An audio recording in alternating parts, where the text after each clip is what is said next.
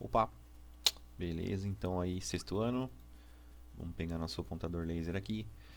Vamos dar continuidade então nas nossas aulas de ciências. Hoje uma aula com a temática Seres Diminutos 1, Seres Diminutos parte 1. Vamos lá então? O objetivo da nossa aula de hoje: conhecer os organismos microscópicos e a sua classificação chamada artificial. Por que existe uma classificação artificial? Ou seja, por que essa classificação não é natural, ela não existe de verdade? Ela é uma classificação artificial, né? E depois a gente vai ter aulas sobre classificação também. E aí hoje, desses organismos microscópicos, a gente vai fazer a introdução com as bactérias. Nas próximas aulas a gente dá continuidade e aprende um pouquinho sobre todos os outros seres chamados microscópicos. Tudo bem? Oh, tem um errinho aqui. Introdução aos organismos microscópicos. Então, olha aí, quem são eles? Os biólogos já catalogaram, ou seja, já identificaram na natureza e deram um nome científico para eles, encontraram o parentesco deles dentro de todos os seres vivos já conhecidos, mais de 1,5 milhão de espécies de seres vivos, certo? Todos os seres vivos que existem no planeta, a gente conseguiu catalogar mais ou menos 1,5 milhão de espécies, 1,5 milhão. E pelo menos 10% desse número são seres invisíveis a olho nu. Lembra que é olho nu sem nenhum aparelho, sem microscópio, tá? Então eu não consigo ver 10% desse 1,5 milhão de espécies de seres vivos. Como é que a gente chama eles então? Chamamos eles de micro-organismos.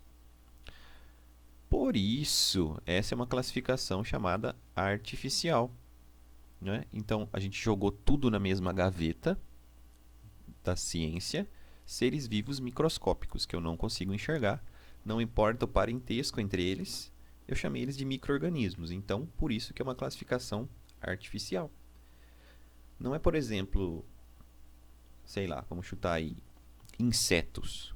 Se eu chamar uma gaveta de insetos, todo mundo lá dentro daquela gaveta, chamada insetos, uma classificação aí sim natural, todos são parentes, têm as mesmas características e têm um parentesco. Agora, na gaveta chamada micro-organismos, eles não são parentes. Eles só estão lá porque são invisíveis a olho nu. Certo? E aí ele fala aqui, ó, que sob o nome de micro-organismo, então, aquilo que eu chamo de micro-organismo, podem estar reunidos organismos pertencentes aos mais diversos grupos, como, por exemplo, vírus, bactérias, protozoários, algas e fungos unicelulares.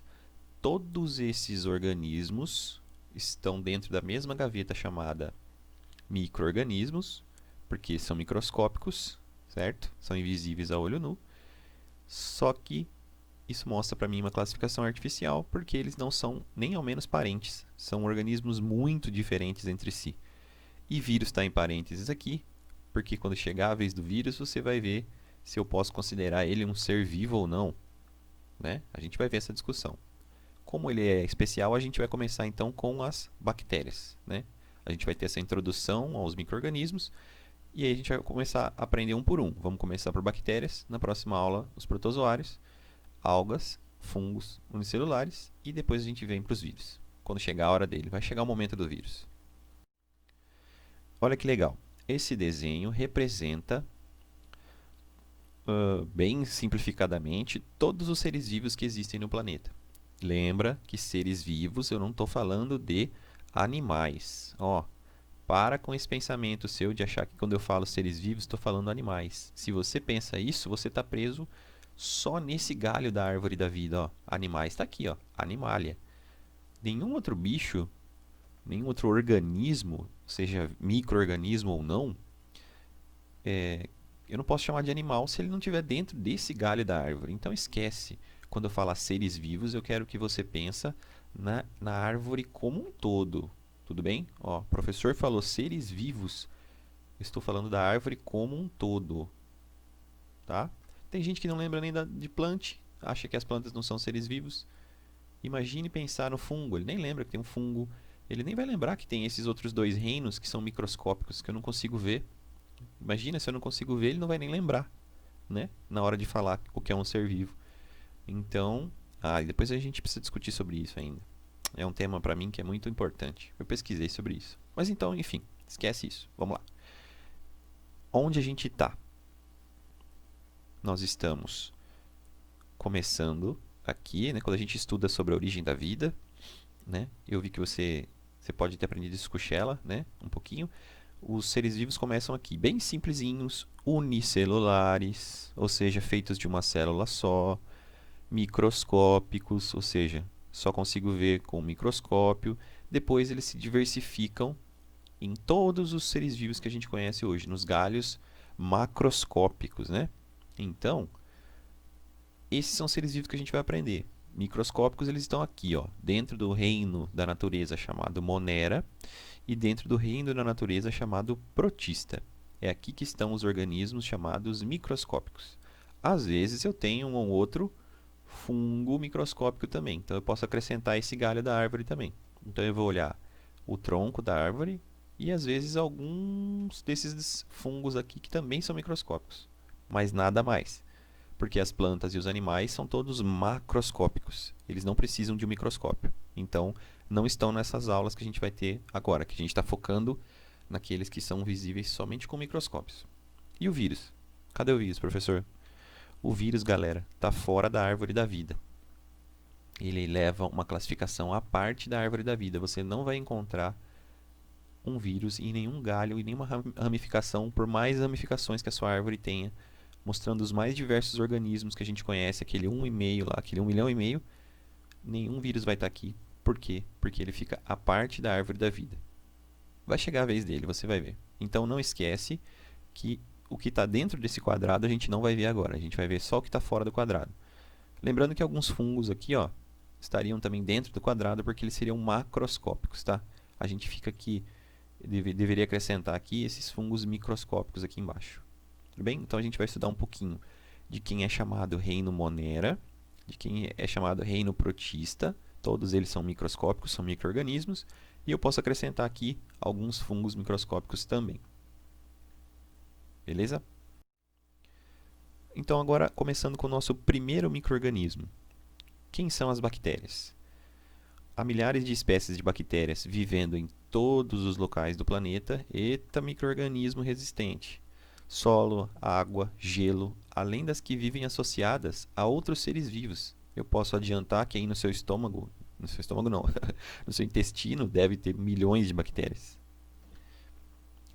Elas são seres muito antigos em nosso planeta, tá? Lembra que está lá embaixo na árvore da vida? Então são muito antigos em nosso planeta.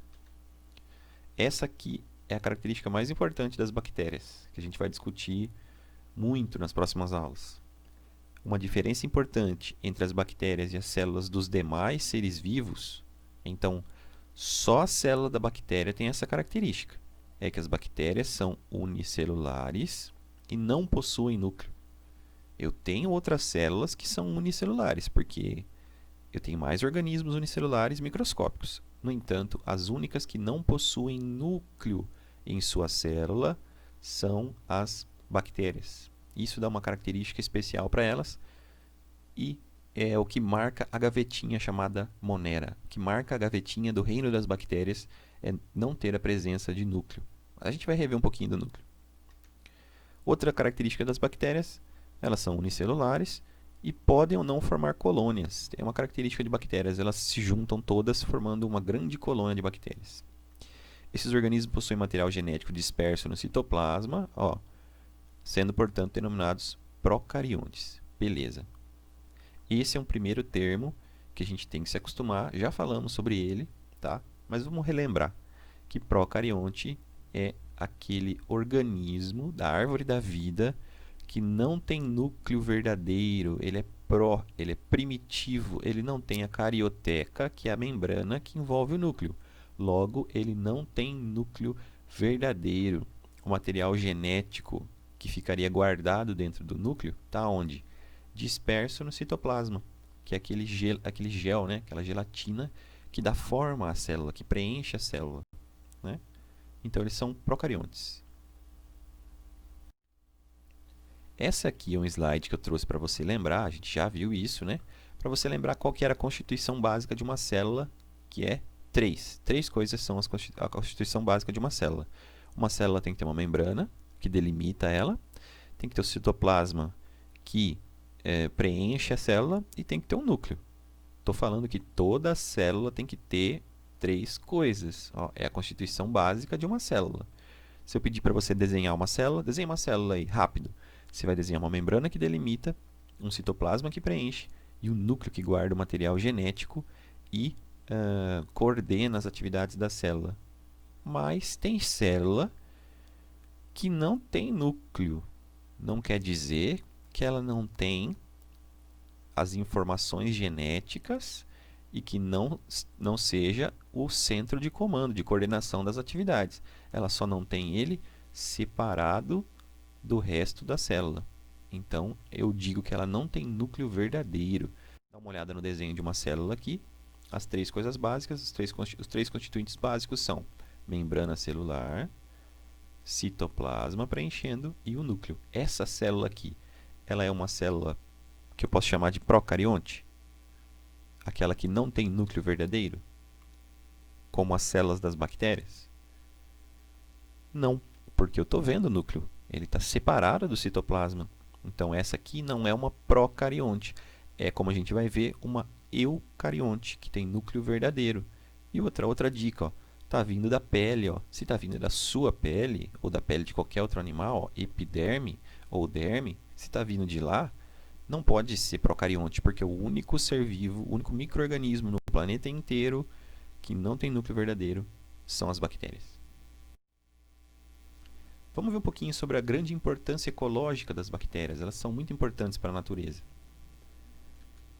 Alguns grupos de bactérias causam doenças, já sabemos disso, mas a maioria é vital para a vida no planeta. Sem as bactérias microscópicas, procariontes unicelulares por aí, a gente não teria a vida como tem no nosso planeta. Elas são, em primeiro lugar, ecologicamente importantes porque são decompositoras. Elas decompõem toda a matéria morta do planeta. Elas promovem a ciclagem da matéria. Então, elas fazem com que a matéria, tudo que constitui os seres vivos, ele seja cíclico, entre num ciclo. Uma hora está nos animais, uma hora os animais morrem, elas decompõem esses animais, seres vivos, essas plantas, esses fungos decompõem esses seres vivos e eles voltam de novo como nutrientes para os próximos seres vivos. É importante, então, que toda a matéria seja cíclica, não é? Então, estou explicando aqui exatamente isso, ó, que os organismos que eram vivos ficam no ambiente e aí as bactérias decompõem os sais minerais que esses seres vivos eram compostos, podem ser absorvidos por plantas, aí alguns animais se alimentam das plantas e aí esses animais se decompõem e volta de novo ao ciclo, tá vendo? Volta para as bactérias decompositoras. Isso é um ciclo fechado, galera. É muito importante isso aqui. Sem as bactérias decompositoras, tudo que existiu e ainda estaria por aí, né? Quem sabe eu passo uma matéria para vocês sobre isso. Outra ideia, outra importância ecológica das bactérias é que elas podem ser usadas na produção de alimentos, né? Tudo que tem a palavra lactobacillus, você conhece aí o famoso lactobacilo? Talvez você toma ele? São bactérias, porque bacilo é um tipo, uma forma de bactéria. E lacto quer dizer que está no leite. É um tipo de bactéria que a gente usa para fazer esse tipo de leite aqui na produção de alimentos, tá? Dá para fazer vinagre também, né? Então, algumas importâncias ecológicas das bactérias. Olha que foto bonitona essa daqui. A gente está vendo várias bactérias ampliadas, na verdade, porque elas são microscópicas e coradas. Elas não têm essa cor, elas só foram pintadas aqui para a gente poder ver, né? Seres microscópicos não têm cores. Dá uma olhada, então, em diversos tipos de bactérias que eu encontro. Esse aqui é o formato mais clássico, né? Ó, é uma forma de bacilo. Esse é o famoso bacilo, tá? Mas aqui também. Mas elas podem ter formato de bolinhas, ó, que eu vou chamar de cocos, né? E aí eles podem formar colônias. Tá vendo como tem várias bolinhas juntas? Pode parecer para você que seja um organismo que tenha mais de uma célula, mas na verdade são todos organismos unicelulares que formaram uma colônia. Então eles não são pluricelulares, eles são unicelulares que vivem na forma de colônia. Mas é uma bela de uma imagem, hein? Aqui eu trouxe também para você um slide que a gente já viu, para você ver o quão microscópico é uma bactéria. Bactérias estão aqui, ó, algumas bactérias, elas estão nessa casa aqui, ó, de 1 micrômetro a 100 micrômetros. Então elas estão no finalzinho do que o microscópio óptico consegue ver e no comecinho do que o microscópio eletrônico consegue ver. Então, se está por aqui nesse meinho, quer dizer que é bem pequeno, né? E quanto que equivale isso daqui? Ó? Quer saber quanto que equivale essa medida de pequenez? O micrômetro ou micron, o símbolo é esse, ó, é um Uzinho, é a unidade de medida que usamos para coisas bem pequenas. Como é que você vai ver essa medida? Você pega 1 milímetro da régua, um risquinho da régua, e divide ele em 1000 partes.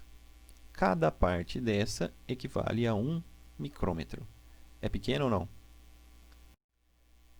Aqui é um slide mostrando para você a ciclagem dos nutrientes, né? Então eu tenho aqui em cima os seres vivos se alimentando, ó, o coelhinho se alimentando da a planta com as suas raízes, fazendo o próprio alimento com a fotossíntese. No entanto, essas plantas podem morrer, esses animais podem morrer. Quem é que entra em ação? As bactérias decompositoras que moram no solo. Elas vão reciclar esses nutrientes aqui, elas vão decompor essa matéria viva que acabou de morrer, esses seres vivos que morreram, né? E devolvem os nutrientes para o solo. E aí essas plantas vão pegar esses nutrientes, as plantas que estão vivas, né, que estão crescendo, e eventualmente algum animal vai comer essa planta, obtendo esses nutrientes de novo. Então, olha a reciclagem, né? Ciclagem dos nutrientes feitas pelas bactérias decompositoras. Talvez é o papel mais importante ecológico que as bactérias têm. Muito bem, se você chegou até aqui e conheceu os organismos microscópicos, entendeu a sua classificação artificial e conheceu um pouquinho das bactérias, você atingiu o objetivo da aula. A gente se vê na próxima. Até mais!